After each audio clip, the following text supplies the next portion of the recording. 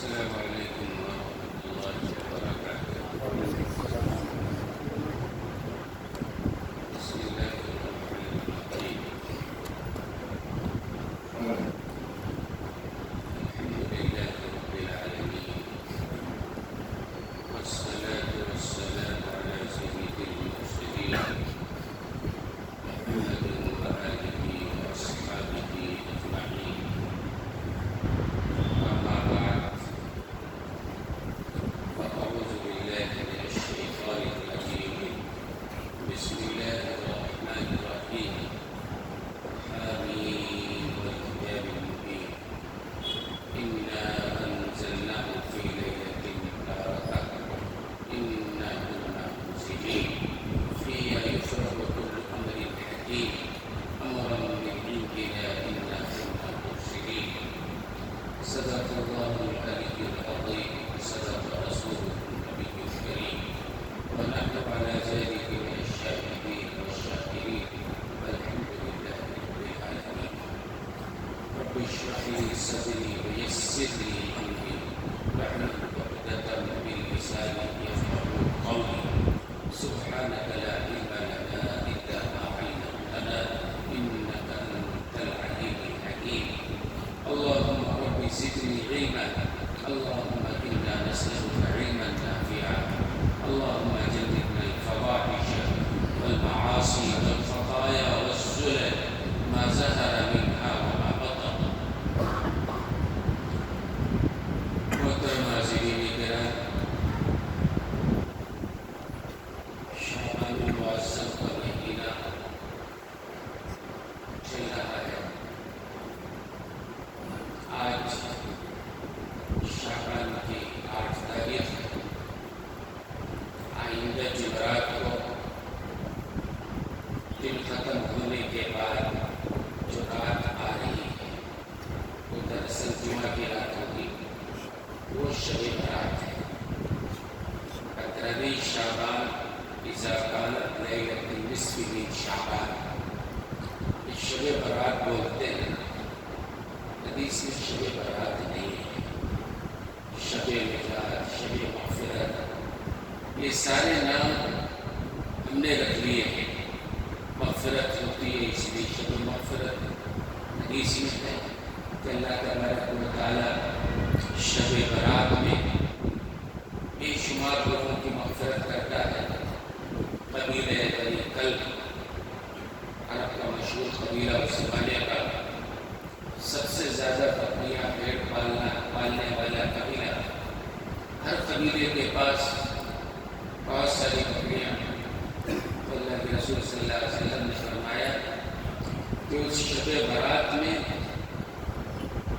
قبیلہ بنی کلب کی جو بکریاں ہیں، ان کے جسم پر جو بال ہیں، اللہ تعالیٰ اس سے زیادہ انسانوں کو مغفرت عطا فرماتا ہے۔ تو اس لیے ہم نے شب مغفرت اس کا نام رکھ دیا۔ نجات ہوتی ہے جہنم سے چھٹکارا، اس لیے شب نجات بھی کہنے لگے۔ شب برات، برات تو عربی کا لفظ ہے، فارسی کا لفظ ہے، چھٹکارا ملتا ہے اس لیے شب برات کہتے ہیں۔ ورنہ عربی نام جو ہے لیلۃ النصف من شعبان، شعبان کی 15ویں شب، یہ حدیث میں نام آیا ہے۔ ہم میں بہت سارے لوگ ہیں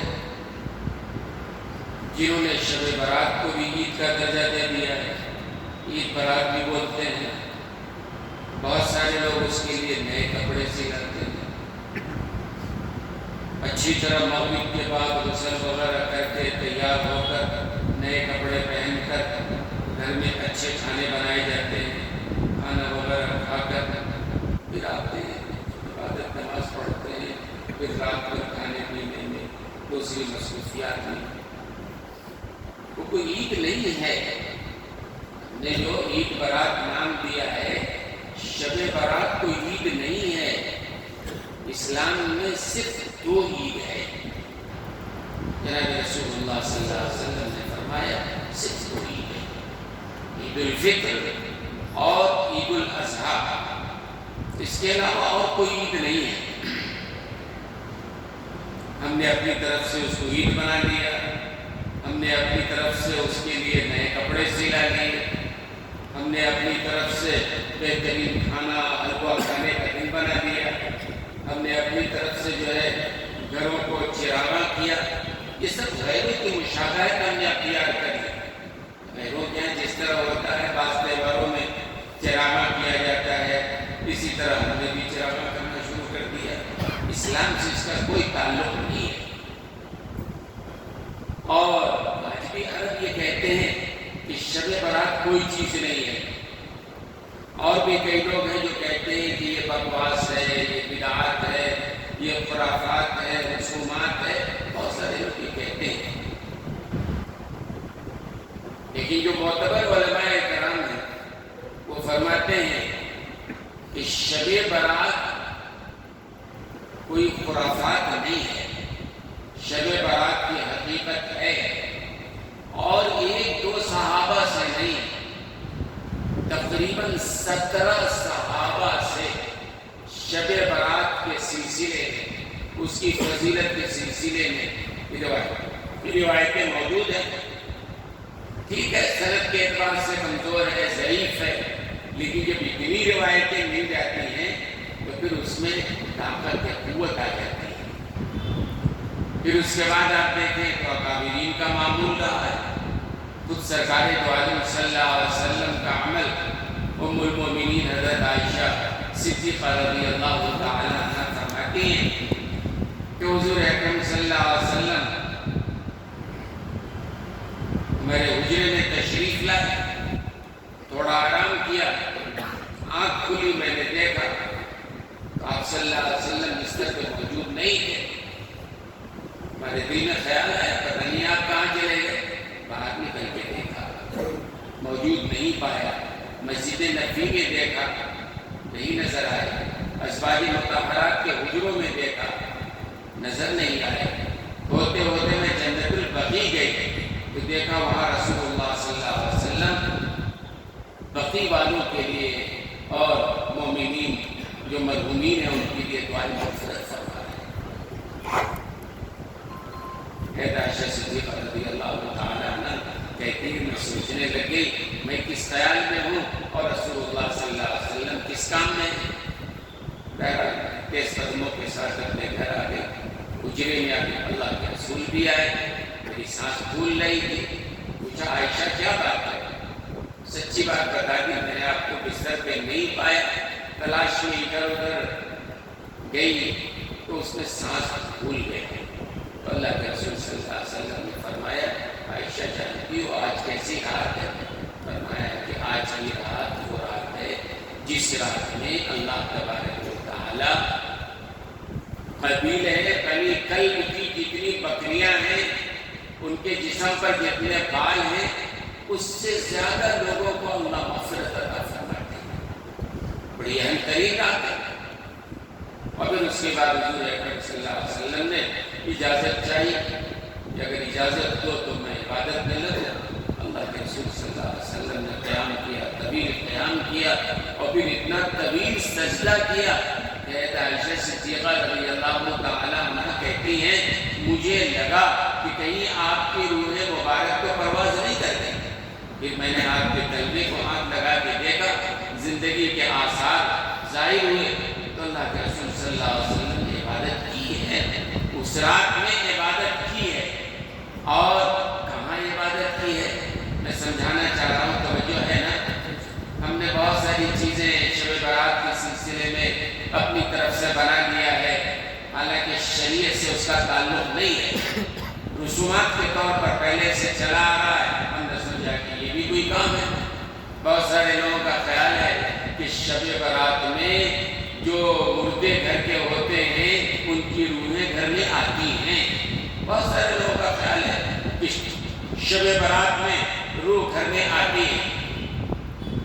یہ عقیدہ غلط ہے، اس لیے کہ اس طرح کے عقیدے کے لیے شرعی دلیل کا ہونا ضروری ہے۔ شریعت نے کہیں کہا ہے کہ روح کو آزادی ہے، وہ جہاں چاہے چلی جائے، آزادی نہیں ہے۔ اگر نیک لوگ ہیں تو ان کی جگہ متعین ہے، اگر بد ہے تو اس کی جگہ متعین نہیں ہے، متعین ہے، آزاد نہیں ہے، جہاں چاہے چلے جائے اپنی طرف سے۔ یہ روحوں کے آنے کا عقیدہ غلط ہے،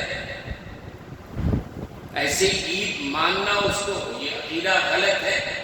ایسے ان راتوں میں جو اور خرافات ہم نے کھانے پکانے کے لائن سے، جیسے کہ شیطان جو ہے نا ہر وقت اس فکر میں لگا رہتا ہے کہ اپنے ساتھ اولاد آدم کو بھی جہنم میں لے جانا ہے۔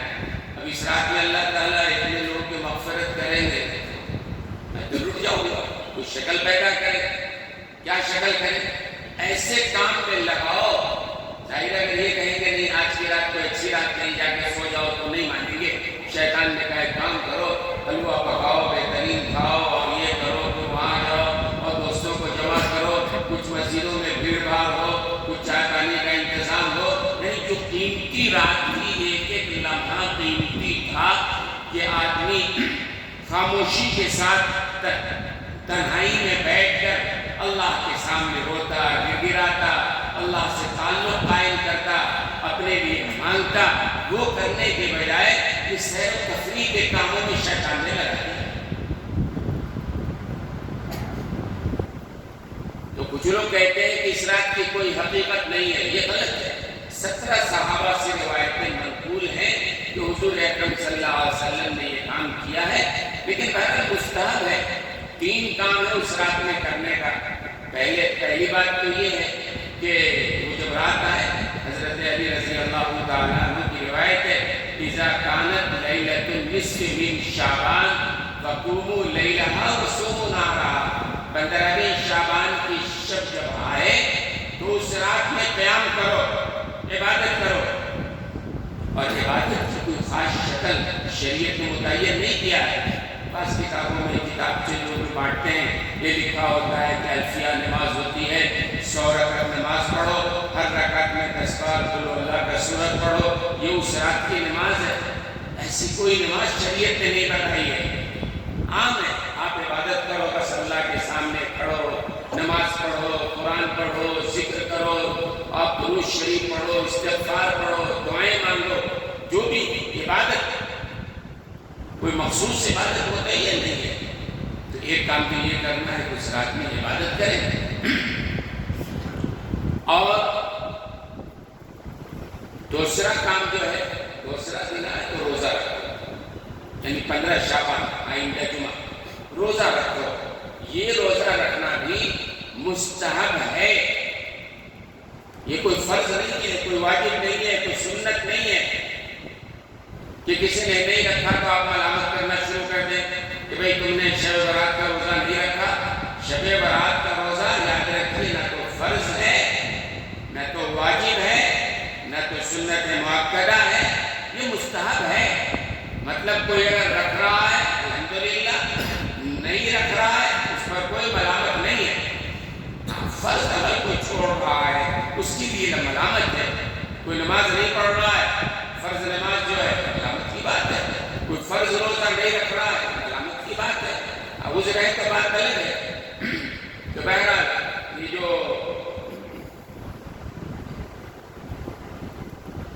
15 شعبان کی شب جو ہے عبادت کیسے کریں؟ گھر میں کریں، مسجد میں کریں، تنہائی میں کریں، شور شرابہ نہ ہو، اجتماعی کیفیت نہ ہو، لوگوں کو جمع کیا جائے، دعوت دیا جائے، نعت خوانی کا پروگرام رکھا جائے، بیان کا مستقل پروگرام رکھا جائے۔ ٹھیک ہے، تھوڑے دیر 15-20 منٹ کچھ بتا دیے جائے اس رات کے فضائل، وہ بھی کوئی ضروری نہیں ہے۔ ہاں، نمازیں پڑھنا، عشاء کی نماز جماعت سے پڑھیں آپ، فجر کی نماز جماعت سے پڑھیں آپ۔ حضرت عثمان غنی رضی اللہ تعالیٰ عنہ فرماتے ہیں کہ جو آدمی عشاء کی نماز جماعت سے پڑھتا ہے آدھی رات عبادت کا ثواب مل جاتا ہے۔ پھر جو آدمی فجر کی نماز جماعت سے پڑھتا ہے آدھی رات عبادت کا ثواب ملتا ہے۔ یعنی عشاء کی نماز جماعت کے ساتھ، فجر کی نماز جماعت کے ساتھ پڑھ رہے ہیں، عبادت کا ثواب ہے۔ درمیان میں عبادت کی آپ نے عشاء کی نماز پڑھ لیا، اس کے ساتھ بشاشت کے ساتھ جتنا ہو سکے آپ پڑھیے، صلاۃ التسبیح پڑھ لیجیے، بہترین نماز ہے۔ حضور اکرم صلی اللہ علیہ وسلم نے اپنے چچا حضرت عباس رضی اللہ تعالیٰ عنہ کو بتایا تھا کہ چچا جان یہ نماز پڑھیے، فَإِن كُنْتَ، حدیث میں ہے کہ اگر کوئی آدمی اتنا بڑا گناہ ہو، گناہگار پھر بھی اللہ تعالیٰ اس کے تمام گناہوں کو معاف فرمائیں گے۔ صلاۃ التسبیح نماز بڑی لمبی نماز ہوتی ہے، کوئی پڑھنا چاہے، اس رات کی خاص نماز نہیں ہے، لیکن کوئی پڑھنا چاہے تو پڑھے، تلاوت کر لے، دعائیں کر لے، نیند آ رہی ہے سو جائے، پھر تہجد کے وقت اٹھ جائے، تہجد کے وقت اٹھ کر تہجد کی نمازیں پڑھے، اللہ سے مانگے، روئے گڑ گرائے، پھر فجر کی نماز جماعت سے پڑھو، بات ختم ہو گئی۔ یہ رات بھر جو ہے جاگنا، لوگوں نے یاد رکھا جاگنا، اصل میں جاگنا مقصد نہیں ہے، عبادت مقصد ہے۔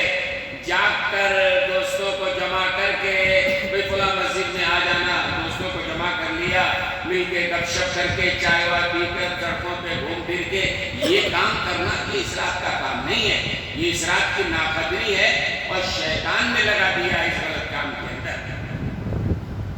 اسراف میں کہاں عبادت کرنا چاہیے؟ جتنا ہو تنہائی میں، خلوت میں۔ ایک بات یہ بھی ذہن میں رکھیں کہ شب برات میں حضور اکرم صلی اللہ علیہ وسلم نے جو نماز پڑھی ہے، جو عبادت کی ہے، کہاں کی ہے؟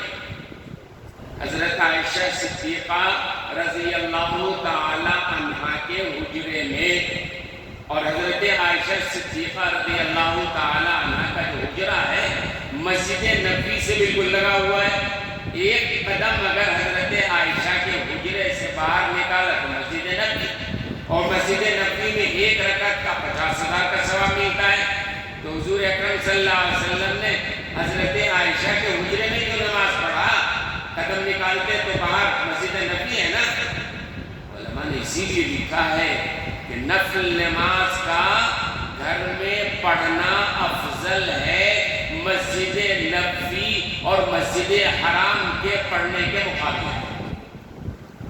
اللہ کے رسول کا عمل ہے، آپ بھی یہ قدم نکال کے اچھا حضرت عائشہ کا حجرہ جہاں آپ صلی اللہ علیہ وسلم کی قبر اطہر موجود ہے، نبی جہاں انتقال ہوتا ہے وہیں دفن کیا جاتا ہے، تو حضرت عائشہ کے حجرے میں انتقال ہوا، وہیں آپ کی قبر اطہر بنی ہے، تو آپ نے دیکھا ہے بالکل ایک قدم نکالے تو مسجد نبوی ہے، لیکن اللہ کے رسول نے اس حجرے میں عبادت کیا ہے۔ اور حجرہ اتنا چھوٹا تاریخ کہ ایک آدمی اگر سو جائے تو دوسرے آدمی کے لیے نماز پڑھنا مشکل ہوتا تھا۔ اللہ کے رسول لمبی رکعت کے لیے کھڑے ہوتے، حضرت عائشہ وہی ہوتی، پاؤں پھیلا کے سو رہی ہوتی، پھر جب سجدے کا وقت آتا اور اس کے بعد پاؤں سمیٹ لیتی، اللہ کے رسول صلی اللہ علیہ وسلم وہ جو ہے سجدہ فرما رہے ہیں۔ تو حجرہ چھوٹا ہے، تاریخ ہے، بہت سارے لوگ کی بات ہوتی ہے نا، گھر ہمارا چھوٹا ہے، وہاں نماز پڑھنے نہیں ہوتا ہے، بچے ہیں، شور شرابہ، فلاں فلاں۔ اللہ کے رسول کا حجرہ چھوٹا ہے لیکن وہاں عبادت کر رہے ہیں، ایک قدم مسجد نبوی میں نہیں۔ اسی لیے علماء نے یہ لکھا ہے کہ نوافل کا، خاص طور سے راتوں کا عبادت کرنا اپنے گھر میں، اپنے حجرے میں افضل ہے مسجد نبوی میں عبادت کرنے کے مقابلے۔ وجہ اس کی یہ کہ وہاں خشوع خضوع ہوتا ہے، خاموشی کے ساتھ مسجد میں آئے، ریا ہے، لوگ دیکھ رہے ہیں فلاں صاحب عبادت کر رہے ہیں، چلو ٹھیک ہے، بغیر کسی تدائی کے، بغیر کسی بلاوے کے، بغیر کسی اجتماع کے، بغیر کسی چائے پانی کے انتظام کے کوئی اگر مسجد میں یوں ہی آ کے پڑھ لیتا ہے وہ گناہ نہیں ہے، لیکن افضل بہرحال گھر ہے، گھر میں پڑھو، وہاں خشوع خضوع زیادہ ہوا کرتا ہے۔ اور ایسی جگہوں پہ جہاں دکھاوا ہوتا ہے، ریا ہوتا ہے، شیطان ہر وقت لگا ہوا ہے، تو افضل اور بہتر ہے کہ آدمی وہاں عبادت کرے۔ اچھا بعض لوگ کہتے ہیں نہیں، مسجد میں آنے سے، ذرا چائے پانی کا انتظام کرنے سے، ذرا نعت کا پروگرام کرنے سے جاگنا آسان ہو جاتا ہے، رات بھر جاگ جاتے ہیں۔ اللہ کے بندے ایک بات ذہن میں رکھو، سنت کے مطابق ایک لمحہ پوری رات غیر سنت کے مطابق جاگنے سے افضل ہے۔ سنت کے مطابق اگر آپ جاگ رہے ہو تھوڑی دیر، یہ بہتر ہے پوری رات سنت کے خلاف جاگنے کے مقابلے۔ تو بہرحال حضور اکرم صلی اللہ علیہ وسلم سے یہ ثابت ہے کہ شب برات میں عبادت۔ اور دوسرا دن آئے تو روزہ رکھنا، روزہ رکھنا بھی کیا ہے، رات میں جاگنا بھی مستحب ہے، اور دوسرا دن جب آئے تو اس میں روزہ رکھنا بھی مستحب ہے، نہ فرض ہے، نہ واجب ہے، نہ سنت مؤکدہ ہے، نہیں، مستحب ہے۔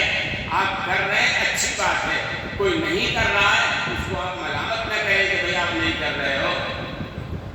ایک بات ہے، پاکستان جانا سرکار دو عالم صلی اللہ علیہ وسلم قبرستان تشریف لے گئے نا اس رات میں، حضرت عائشہ نے بستر پہ نہیں پایا، ڈھونڈتے ہوئے دیکھا جنت البقیع میں آپ صلی اللہ علیہ وسلم جنت البقیع میں تشریف فرماتے ہیں۔ یہ ایک حدیث ہے جس کی بنیاد پر علماء کہتے ہیں قبرستان جانا مستحب ہے۔ حضور اکرم صلی اللہ علیہ وسلم قبرستان تشریف لے گئے ہیں، قبرستان اس رات میں جانا کیا ہے؟ مستحب ہے۔ لیکن علماء نے یہاں بھی تنبیہ کیا ہے، پوری زندگی میں حضور اکرم صلی اللہ علیہ وسلم سے صرف ایک مرتبہ جانا ثابت ہے، ہر سال جانا ثابت نہیں ہے۔ ایسا نہیں کہ شب برات کا لازمی حصہ ہو قبرستان جانا، بھائی ایصال ثواب پہنچانا ہے اپنے مرحومین کو۔ آپ دنیا میں جہاں کہیں بھی ہو آپ پڑھ کے ان کے لیے ایصال ثواب کر دیں گے، ان تک ثواب پہنچ جاتا ہے۔ ہاں قبرستان جانا ایک مستقل الگ چیز ہے، اس رات کے ساتھ خاص نہیں ہے۔ اللہ کے رسول نے فرمایا قبرستان جایا کرو۔ قبرستان جانے سے کیا ہوتا ہے؟ آدمی کے ذہن میں یہ بات آتی ہے کہ جس دنیا میں ہم ہیں یہی ایک دنیا نہیں ہے، یہ بھی ایک دنیا موجود ہے، قبرستان کی دنیا ہے۔ ہزاروں لاکھوں لوگ یہاں جو پڑے ہوئے ہیں ہماری طرح وہ بھی دنیا میں تھے، بڑے کر و فر کے ساتھ تھے، شان و شوکت کے ساتھ تھے، آج زمین کے نیچے ہیں۔ تو آدمی کو اپنی قبر یاد آتی ہے، اپنی موت یاد آتی ہے، ذہن میں بات آتی ہے یہ بھی ایک عالم ہے، دل میں نرمی پیدا ہوتی ہے اور آدمی اپنے آخرت کی تیاری کی طرف راغب ہوتا ہے۔ تو قبرستان جانا چاہیے، کوئی بات نہیں ہے، لیکن اس رات میں جانا، شب برات کی بنیاد پہ جانا یہ لازم نہیں ہے۔ حضور اکرم صلی اللہ علیہ وسلم سے پوری زندگی میں ایک بار جانا ثابت ہے۔ لہٰذا علماء نے کہا ٹھیک ہے آپ چلے گئے، الحمدللہ اچھی بات ہے، کوئی نہیں گیا تو کبھی کوئی بات نہیں ہے۔ لازم سمجھنا شب برات میں قبرستان جانا ہی ہے، نہیں ایسا نہیں ہے، مستحب ہے۔ آپ زندگی میں ایک بار بھی چلے گئے، سرکار دو عالم صلی اللہ علیہ وسلم گئے ہیں، کافی ہو جاتا ہے۔ ہر سال جانا چاہیں جائیں آپ، لیکن اس کی آداب ہے، اس کا طریقہ ہے، پہلے سیکھو نا قبرستان میں کیسے جانا چاہیے۔ حضور اکرم صلی اللہ علیہ وسلم کیسے تشریف لے گئے، روایتوں میں ہے کہ آپ قبرستان جائیں سب سے پہلے تو وہ دعا السلام علیکم یا اہل القبور یغفر اللہ لنا ولکم انتم سلفنا ونحن بالاسر، یہ دعا ہے۔ سرکار دو عالم صلی اللہ علیہ وسلم قبرستان جاتے تو پڑھا کرتے تھے السلام علیکم یا اہل القبور، اے قبر والوں قبرستان والوں تم پر سلامتی ہو، اور آگے یغفر اللہ لنا ولکم، اللہ تمہاری بھی مغفرت کرے، اللہ ہماری بھی مغفرت کرے، انتم سلفنا، تم ہم سے پہلے وہاں جا چکے ہو، نحن بالاسر، ہم بھی تمہارے پاس آنے والے ہیں۔ یہ دعا پڑھنا چاہیے۔ اور پھر اس کے بعد جس قبر پہ جا رہے ہیں آپ، والدین کی قبر ہو، رشتہ داروں کی قبر ہو، کسی اللہ والے کی قبر ہو، جہاں جا رہے ہیں آپ اس قبر پہ جا کر آپ اس طرح کھڑے ہو کہ آپ کا رخ اس کے رخ کی طرف ہو، اس کے چہرے کی طرف۔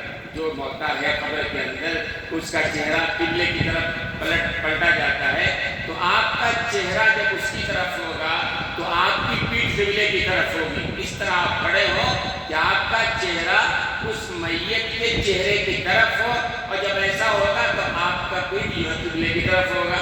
ایسے آپ کھڑے ہو جائیں، اور کھڑے ہو کر اس کے بعد آپ کو جو قرآن کی آیتیں یاد ہوں، اگر زیادہ نہ پڑھ سکتے ہو، قبرستان میں بھی قرآن پڑھنا غلط نہیں ہے، پڑھا جا سکتا ہے، پڑھنا چاہیے، اور کچھ نہیں تو آپ سورہ فاتحہ پڑھ لیجئے، 3 بار قل هو اللہ پڑھ لیجئے، اور موقع ہے سورہ یاسین پڑھ لیجئے، اور موقع ہے معوذتین پڑھ لیجئے، کم سے کم سورہ فاتحہ پڑھ لیا، 3 بار قل هو اللہ پڑھ لیا، تو یہ سمجھیے آپ نے ایک قرآن پڑھنے کے بقدر ثواب پہنچا دیا، اس کا ثواب آپ ایک کو پہنچا دیجئے۔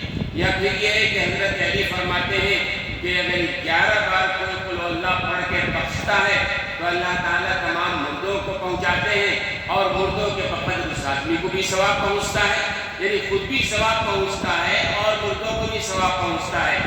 لیکن اس کے مقابلے میں قبرستان جا کر کے قبر کو سجدہ کرنا، قبر کے سامنے جھکنا، یا قبر کی مٹی لے کر اپنے چہرے پہ لگانا، یا قبر کو تبرک سمجھ کے چھونا، یا قبر کے اوپر اگربتی موم بتی یہ سب جلانا، یہ فرمایا علماء نے یہ طریقہ صحیح نہیں ہے۔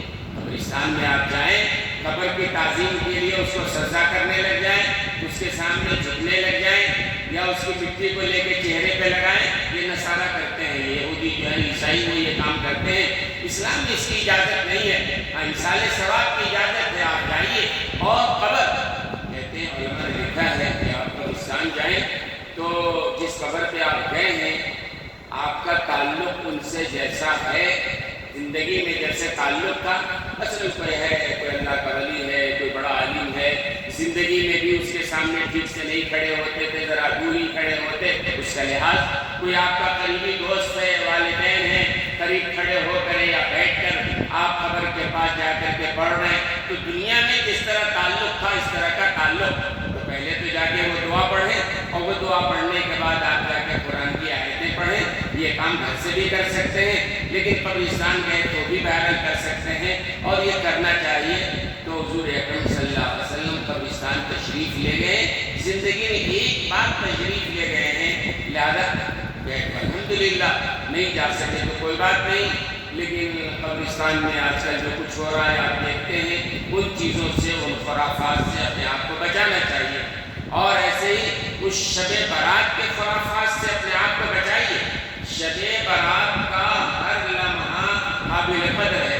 اچھا کچھ لوگ کہتے ہیں کہ عرب، میں نے پہلے کہا نا، عرب اور بہت سارے لوگ کہتے ہیں کہ یہ کوئی چیز نہیں ہے، ایسا نہیں ہے۔ میں نے بارہ کہا ہے کہ عرب ہمارے لیے دلیل نہیں ہے، عرب کے لوگ جو کچھ کرتے ہیں ہمارے لیے دلیل نہیں ہے۔ آج عرب کیا کچھ نہیں کر رہے ہیں، آپ خبروں میں پڑھ رہے ہیں نا، آج کیا کچھ اب تک میں نہیں ہو رہا ہے، ہمارے لیے وہ دلیل نہیں ہے۔ ہمارے لیے دلیل ہے قرآن کریم یا جناب رسول اللہ صلی اللہ علیہ وسلم کی احادیث کی ارشادات، یہ ہمارے لیے دلیل ہے۔ عرب کیا کر رہے ہیں؟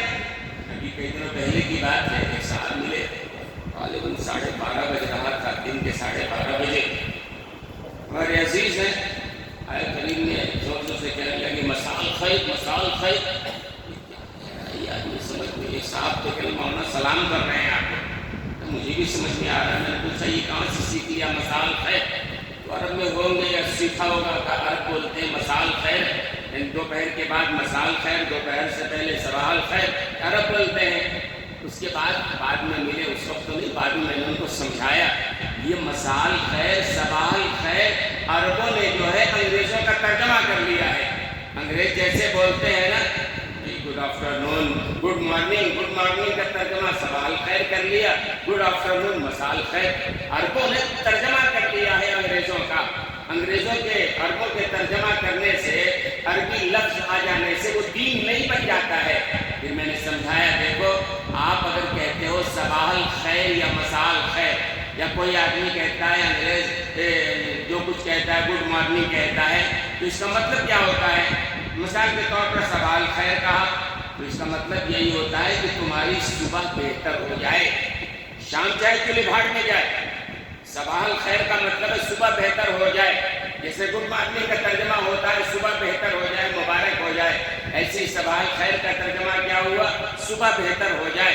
میں نے کہا اللہ کے بندے، یہ عرب نے ترجمہ کر دیا، آپ عربی سمجھ کے استعمال کر رہے ہو، عرب ہمارے لیے حجت نہیں ہے، بالکل دلیل نہیں ہے۔ آج عرب میں جو کچھ ہو رہا ہے، آپ نے کہانی سنی رکھا ہوگا، آج کیا کچھ نہیں وہاں ہو رہا ہے۔ میں نے کہا اس کے مقابلے میں اسلام نے ہمیں جو تعلیم دی ہے، السلام علیکم ورحمۃ اللہ، اور یہ ایسی تعلیم ہے، اس کا ترجمہ کرو السلام علیکم کا۔ السلام علیکم کا مطلب ہوتا ہے تم پر سلامتی ہو ہمیشہ کے لیے، ایسا نہیں کہ صبح سلامتی ہو شام میں نہیں ہو، یا شام میں سلامتی ہو صبح میں نہیں ہو۔ السلام علیکم کی تعلیم شریعت نے دی ہے، نبی نے دی ہے، اور اس کا ترجمہ ہے ہر وقت سلامتی ہو۔ یہ بہتر ہے یا پھر انگریزوں کا یا عربوں نے جو ترجمہ کر لیا صباح الخیر وہ بہتر ہوا؟ پھر ان کو سمجھایا تو بات سمجھ میں آئی۔ اس لیے دوستوں اور بزرگوں، عرب نہیں مانتے ہیں نہ مانا کریں، جو نہیں مانتے ہیں نہ مانا کریں، اور ہم بھی کہتے ہیں کہ فرض نہیں ہے، واجب نہیں ہے اس رات میں جاگنا، قبرستان جانا یا روزہ رکھنا، فرض نہیں ہے، واجب نہیں ہے، سنت مؤکدہ نہیں ہے، ہاں مستحب ہے۔ 17 صحابہ نے روایت کی ہے، اکابرین کا معمول رہا ہے، اور صحیح روایتیں صحیح، لیکن روایتیں تو موجود ہیں نا، کم سے کم اسی بہانے سے اس رات میں عبادت کا موقع تو ملتا ہے نا۔ ایک بات دوسری بات یہ ہے کہ یہ رات اہم ترین رات ہے، الحمدللہ عبادت کرنا چاہیے، مستحب ہے، لیکن حدیث میں آتا ہے کہ چند ایسے بدنصیب ہیں جس مغفرت والی رات میں بھی ان کی مغفرت نہیں ہونے والی ہے، یہ حدیث کے اندر موجود ہے۔ حضور اکرم صلی اللہ علیہ وسلم نے فرمایا کہ چند بدنصیب ایسے ہیں کہ مغفرت والی رات، حدیث میں کہ اللہ تعالیٰ کروڑوں کروڑ قبیلہ بنی کلب کے بکریوں کے جسم کے بال کے بقدر اللہ مغفرت دیتے ہیں، لیکن چند بدنصیب ایسے ہیں جن کی مغفرت اس رات میں بھی نہیں ہوتی ہے۔ ہمیں دیکھنا چاہیے وہ کون لوگ ہیں، اللہ اس سے ہماری حفاظت فرمائے۔ شب برات آنے والی ہے اور آئندہ جمعہ سے پہلے پہلے وہ رات آنے والی ہے، اور ہمارے پاس یہ 5-6 دن کا وقت ہے، ہر آدمی اپنا جائزہ لے۔ ہم تو اس میں کہیں نہیں ہیں، اگر ہیں تو ہمارے پاس وقت ہے، ہم اپنا جائزہ لے کر اپنے آپ کو توبہ کر کے تیار کریں۔ سب سے پہلی بات، ہر سال شب برات آتی ہے، شعبان کا مہینہ آتا ہے، اور یہ رمضان المبارک کی تمہید ہے اور بڑا اہم ترین مہینہ ہے۔ اللہ کے رسول نے فرمایا شعبان الشہری رمضان الشہر اللہ، کہ شعبان میرا مہینہ ہے، رمضان اللہ کا مہینہ ہے۔ اور ایک حدیث میں ہے کہ اللہ کے رسول صلی اللہ علیہ وسلم نے فرمایا کہ رجب کے مہینے کو تمام مہینوں پر وہی فضیلت حاصل ہے جو قرآن کریم کو تمام آسمانی کتابوں پر فضیلت حاصل ہے۔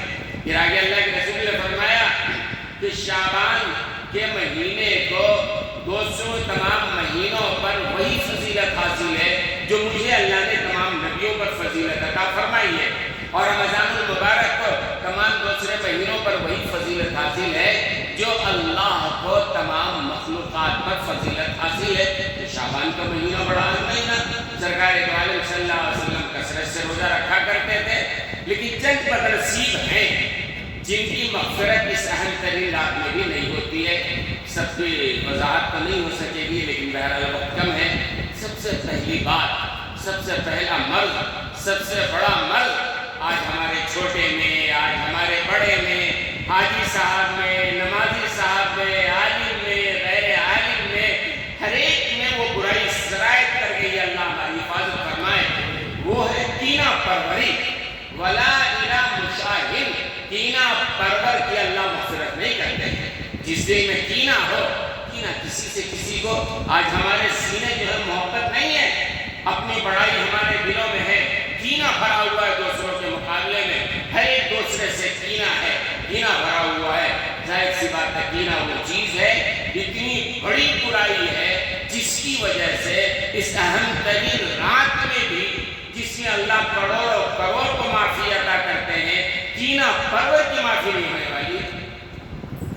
ایسا بھی ہے، حضور اکرم صلی اللہ علیہ وسلم نے ایک دفعہ صحابہ بیٹھے تھے، فرمایا اپنے جنتی تمہارے سامنے آئے گا، ایک صحابی ہے۔ پھر دوسرے دن فرمائے جنتی تمہارے سامنے آئے گا، دیکھا وہی صحابی تھے۔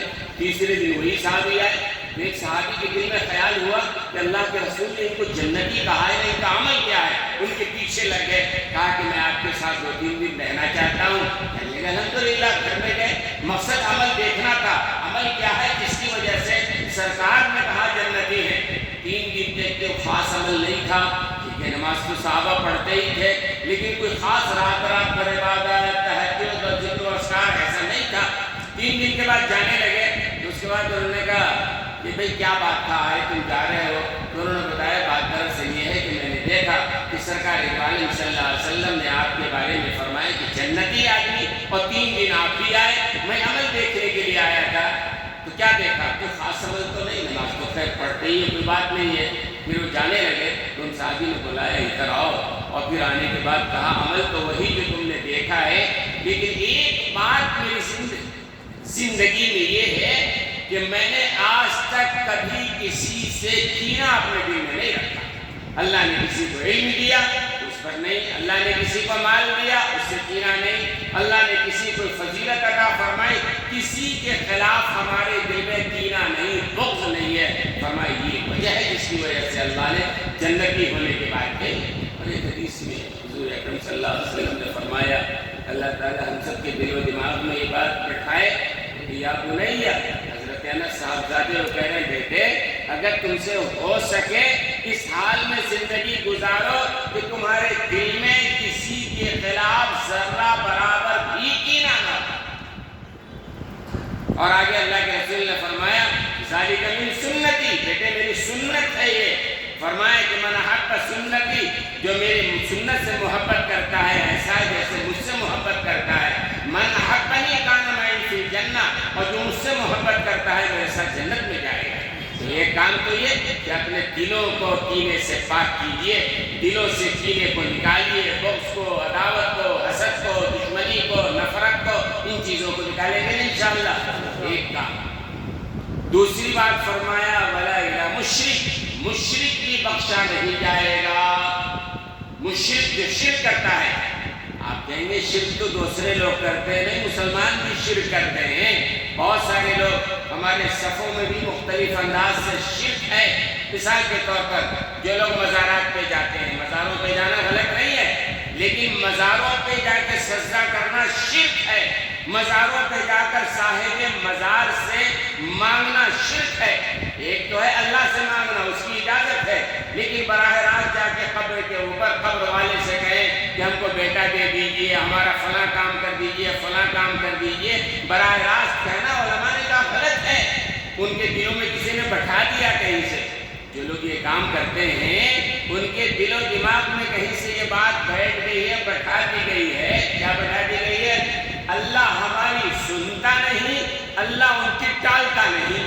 ہماری تو اللہ سنتا نہیں ہے، اور یہ اللہ والے جو ہے نا خبر میں، اللہ ان کی ٹالتا نہیں۔ معاذ اللہ معاذ اللہ معاذ اللہ۔ اللہ نے کسی کا قرض کھایا ہوا ہے، وہ کہیں تو اللہ ٹالتا نہیں ہے، اور یہ کہنا کہ اللہ ہماری سنتا نہیں، غلط بات ہے۔ اللہ ہر ایک کی سنتا ہے اور ہر ایک کی شہرت سے قریب ہے۔ تو ہمارے بھی لوگ شرک کرتے ہیں اور بہت ساری شرک کی چیزیں ہیں، تو اپنے آپ کو، اپنے صفوں کو، اپنے دوست و احباب کو سب کو بتائیں شرک سے اپنے آپ کو بچائیں، مشرک کی اشراک میں نہیں۔ ان اللہ لا یغفر ان یشرک بہ ویغفر ما دون ذلک لمن یشاء۔ اللہ مشرک کو معاف نہیں کرے گا، شرک کرنے والے کو معاف نہیں کرے گا۔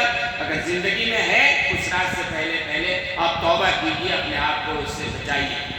اور ایسے ہی والدین کا نافرمان، آج گھر گھر کا مسئلہ ہے یہ بھی، والدین کا نافرمان اس رات میں بھی بخشا نہیں جائے گا۔ صاف صاف حدیث میں ہے جو والدین کا نافرمان ہے اس رات میں نہیں بخشا جائے گا۔ بڑی فضیلت والدین کے بارے میں حدیث میں ہے کہ اگر اللہ کو راضی کرنا ہے والدین کو راضی کر لو۔